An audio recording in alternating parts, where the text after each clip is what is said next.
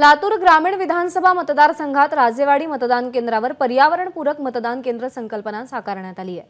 मतदान केल्यानंतर येणाऱ्या प्रत्येक मतदाराला वृक्षारोपणाची आवड निर्माण व्हावी यासाठी एक रोपटं भेट देण्यात येत आहे। याबाबतचा आढावा घेतलाय निशांत भद्रेश्वर यांनी। आपण सध्या आहोत लातूर जिल्ह्यातील राजेवाडी या गावात आणि या गावात एकूण मतदान आहे 248। एकच मतदान सेंटर आहे गावामध्ये आणि ते असं या उत्सवासाठी सजलेलं आपल्याला पाहायला मिळतंय। खूप सुंदर पद्धतीने हे मतदान केंद्र सजवण्यात आलेलं आहे आणि इथे पूर्ण बांबू पासून तयार केलेल्या वस्तू असतील, पर्यावरणपूरक असं मतदान केंद्र म्हणून याची नोंद झालेली आहे। काही रोपटीही या मतदारांना देण्यात यायचं ठरवलेलं आहे। आपल्याबरोबर या गावचे तलाठी आहेत, त्यांच्याशी बोलूयात। काय नाव साहेब आपलं? विकास व्यंकटराव बुबने। कशा पद्धतीने मतदान केंद्र सजवलेलं आहे?